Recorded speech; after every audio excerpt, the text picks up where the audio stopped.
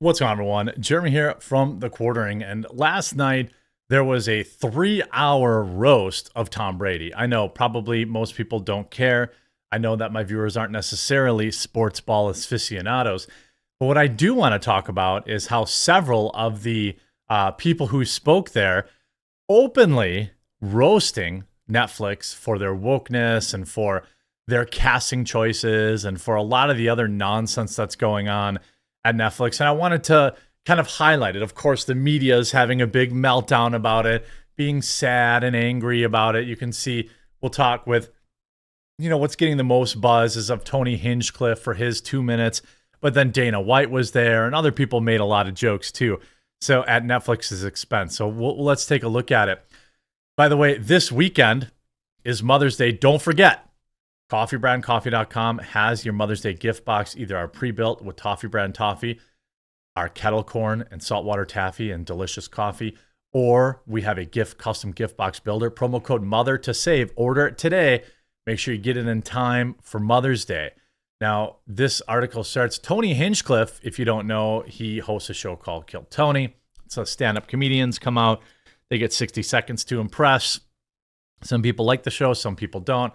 For me, it's just like most shows. It depends who the guests are. It depends how the stand-up comedians are that are there. Tony Hinchcliffe slammed for his misogynistic Kim Kardashian joke. Well, if you didn't know, Kim Kardashian was ruthlessly booed, by the way. Here you have Kim Kardashian getting publicly booed at Tom Brady's roast is one of the greatest things to happen ever. Well, you hear people cheer. And now you hear boos. People make fun of your height. She's getting ruthlessly booed. All right. And then you hear, I believe that is the host of the show breaking in and saying like, whoa, everyone be nice,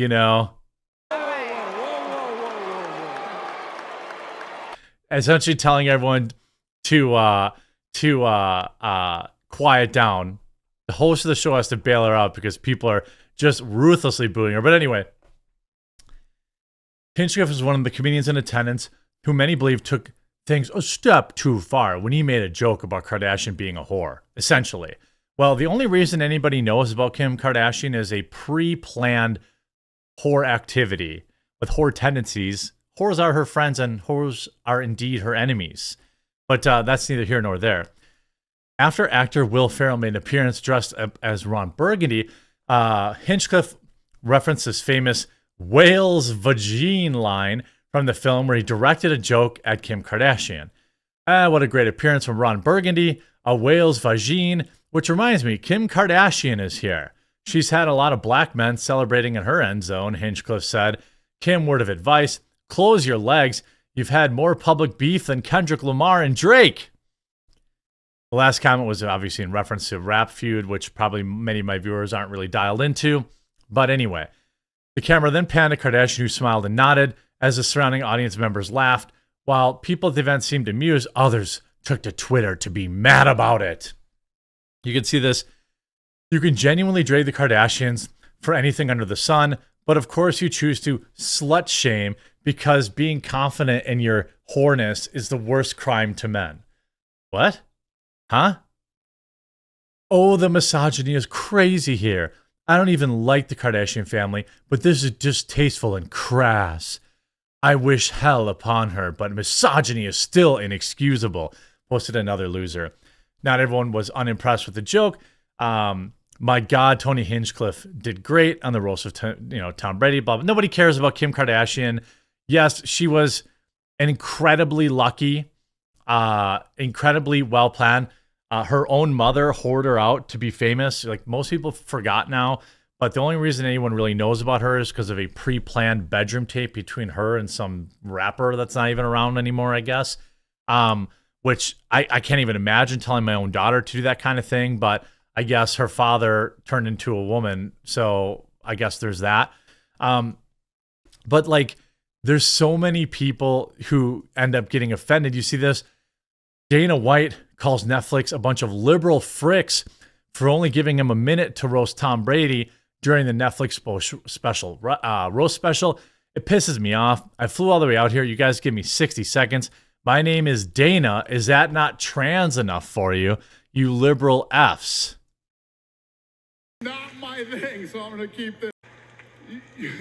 You led the league for 20 years, starting to feel like you were from Boston. Then I saw you run, and I was like, no, he's definitely from San Francisco. So he made a gay joke. Enough for you liberal fucks. Yeah.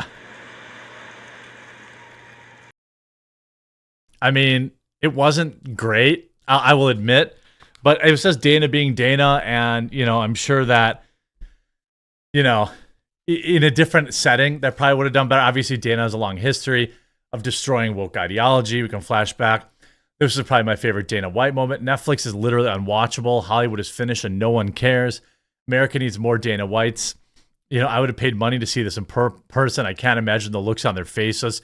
Yeah, I mean, I'm surprised that they did air it. You know, I'm very surprised that they aired it.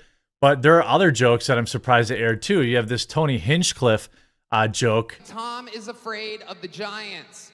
I want to go to this part here. I mean, Tony Hinchcliffe did have some great jokes, but this one was pretty spicy.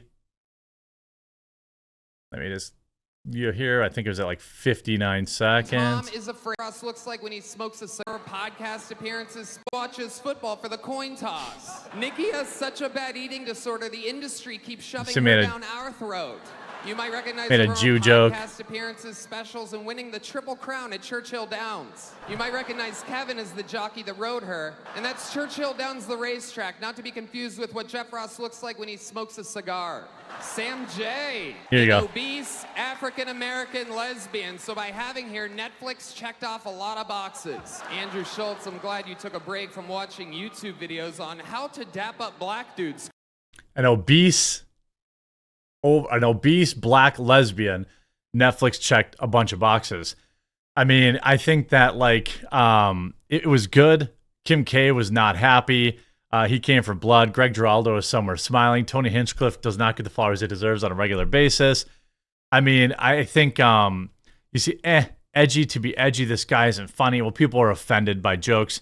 I mean, that's kind of I'm not a big roast guy, to be honest with you. You know, outside of maybe the roast in The Office, boom, roasted. But like, it's like, I don't know. I just don't care for them. I'm not saying they're bad or that they're not funny. I mean, there seems to be a lot of good clips out of this. I'm not sure I would watch a 3-hour roast of Tom Brady. But, you know, Tom Brady got plenty of dunking. People saying we are absolutely back, absolutely smashing. One thing I will say about Netflix, okay? You see Tony Hinchcliffe faces backlash for misogynistic Kim Kardashian joke. To who? Do you think Tony Hinchcliffe gives a rip? Like, do you think that it's going to hurt his career? One thing I wanted to say, Netflix, for the most part, has committed to basically letting almost everything comedically air. We've seen them, whether it was a Dave Chappelle special, air unfettered, unedited. This, obviously, you know, not to pull back the curtain, but I guarantee you, everyone here saw the jokes for the most part that everyone was writing. Certainly, Netflix saw these jokes ahead of time and had to sign off on them. I'm just sure of it. They didn't cut them. You know, that's a pretty low blow even for a roast. I mean, really? When a professional comedian made a joke at a roast, when? I mean, why would professionally offended people even watch a roast? You know that it's basically a one-up or a, you know, who can be more offensive contest. I mean, Hinchcliffe did great. Kardashian got booed. Dana White, you know, called out Netflix for being woke trash. I don't really know what else anyone could want out of a roast. I mean, other than the fact that instead of having to watch 3 hours of Netflix, I got to watch the clips for free on YouTube, or you got to watch the clips for free. On X, or you got to watch the clips free on YouTube. I'll give it to that.